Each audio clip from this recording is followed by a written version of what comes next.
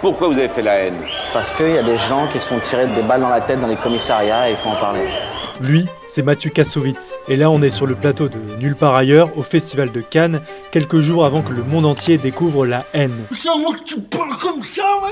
Il l'ignore encore, mais son film va enflammer la croisette et marquer le cinéma français à jamais. On rembobine.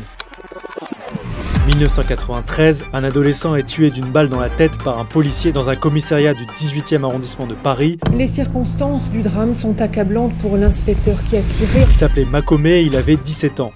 Cet événement tragique va pousser un certain Mathieu Kassovitz à prendre la caméra. Il s'installe dans le 78 à la cité de Chanteloup-les-Vignes pour tourner ce qui va devenir La haine. Action!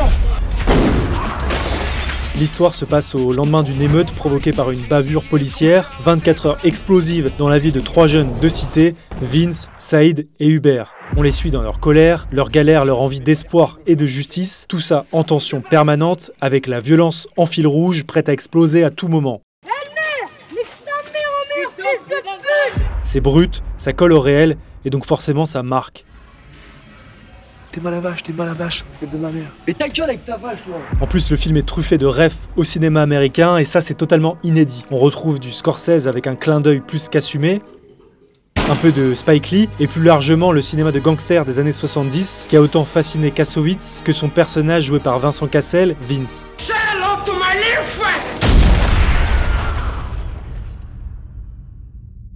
Et impossible d'ignorer son style visuel avec ce noir et blanc intemporel qui casse toute volonté esthétisante. Kassovitz veut que le spectateur reste concentré sur le fond, pas sur la forme, bien loin du cinéma français de l'époque, qu'il résume par des films avec 2 gars qui discutent dans une cuisine. Laisse tomber, il réfléchit trop, ce connard. Mais surtout, il montre les banlieues de l'intérieur à une époque où elles étaient totalement invisibilisées. Bref, à l'époque, c'est du jamais vu. Ce film-là, c'est une bombe atomique.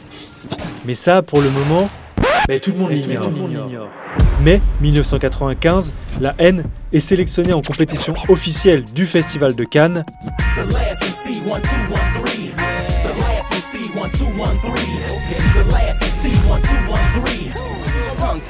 Le film n'est même pas terminé que Gilles Jacob, délégué général de l'époque, le veut dans sa sélection. Il confie s'être pris une claque au visionnage. Mathieu Kassovitz se retrouve donc en compétition face à la crème de la crème du cinéma international de l'époque. Tim Burton, Jim Jarmusch, John Borman et Emir Kusturica pour ne citer que. Et forcément, le décalage entre ces jeunes artistes venus défendre un film sur les quartiers et le glamour de Cannes saute aux yeux. Je suis dans une situation un peu bizarre.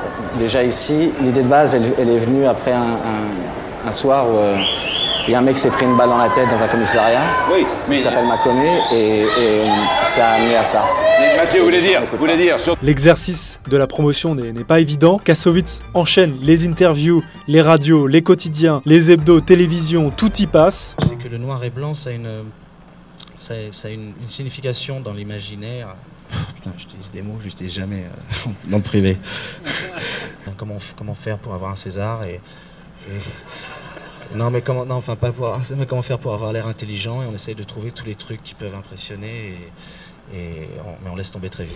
En fait, le film fait ce qu'on aurait appelé aujourd'hui un buzz médiatique. Tout le monde les veut, et pas toujours pour les bonnes raisons. C'est bien que ce genre de film passe dans ce genre de festival, parce que c'est loin du glamour, enfin on a essayé. Malheureusement, ça lui ramène des paillettes, le fait d'être ici. On n'a pas fait ça pour être ici. Une partie du public les hue, les accusant d'avoir réalisé un plaidoyer anti-flic. Une autre partie les adule, et des critiques, n'ayant vu les banlieues qu'à travers des reportages télé, trouvent ça carrément, je cite, criant de vérité. C'est à moi que tu parles, mec. C'est à moi que tu parles. En bref, Kassovitz n'était pas préparé à ça. À 27 ans, on se retrouve, sans l'avoir vraiment voulu, propulsé. Je suis là. Alors l'équipe du film va finir par décider d'imposer son propre style. Et ils invitent tous les gens qui ont bossé sur le film, dont les artistes et rappeurs I.Am, Cut Killer et Ministère Amer. Le jour de leur montée des marches, bien que des policiers décident de leur tourner le dos, eux, ils affichent des grands sourires. Mais pas beaucoup la police. Non, c'est un cercle vicieux, c'est-à-dire que les flics détestent les jeunes parce que les jeunes détestent les flics, parce qu'ils détestent les jeunes, et ça n'arrêtera jamais. Après la projection, il donne rendez-vous à tout le monde sur le parking de l'hôtel Palm Beach pour une grosse teuf. Ambiance, enceinte, barbecue et merguez, histoire de rejouer la scène du toit. On a l'impression que c'était Noël ce jour-là.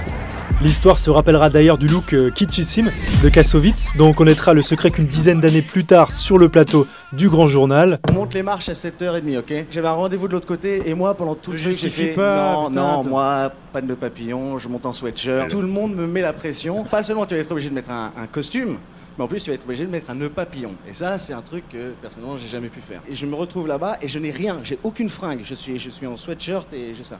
Et je cours, j'ai une demi-heure pour récupérer pour aller on était dans un petit studio au fond, on était à 15. Je rentre, je passe derrière dans les petites rues là en courant, tout le monde me disait hey Kassovitz, qu'est-ce que tu fais là? Et je tombe sur un mannequin avec tout le truc comme ça. Je suis arrivé, j'avais pas le temps, je fais déshabillez-le, je prends tout ce qu'il y a dessus. Mais attendez, retournons en 1995, la cérémonie de clôture a lieu, et bien qu'il ne s'y attendait pas du tout, mais alors vraiment pas du tout, vu son combo basket-sweat, Mathieu Kassovitz se retrouve détenteur du prix de la mise en scène à seulement 27 ans. Le prix de la mise en scène, la haine de Mathieu Kassovitz. Le même âge que François Truffaut lorsqu'il reçoit son prix pour les 400 coups en 1959, plutôt classe. Voilà, merci énormément pour les gens de la cité dans laquelle on a tourné, merci. Vraiment. À sa sortie en salle, le film explose tout et décroche 2 millions d'entrées, un record pour un film d'auteur engagé au casting inconnu. Vous n'imaginez pas une seconde dans un film en noir et blanc à 14 millions de francs, ça allait faire le tour du monde honnêtement.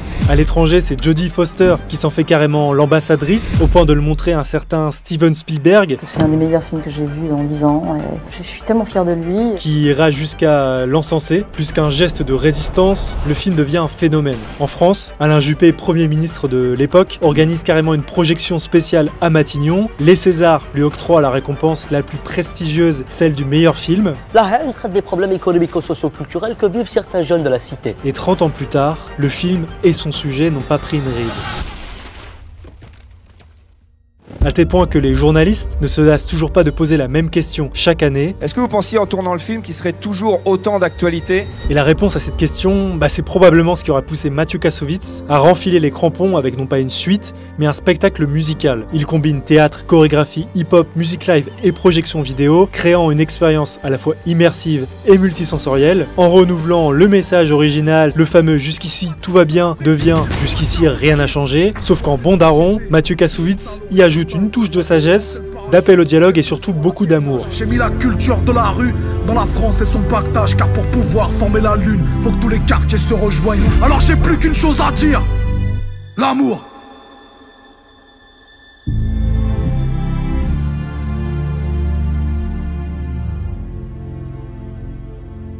Alors finalement, du rouleau de papier au ruban rouge perdu quelque part dans la nuit cannoise, il ne reste rien. Mais une chose est sûre, le film, lui, est bien resté gravé dans l'histoire du cinéma et dans celle du Festival de Cannes. Oh putain, va faire tes conneries ailleurs, putain. Qu'est-ce qu'il y a, toi? Tu veux que je change des chansons suédois? Vas-y, vas-y.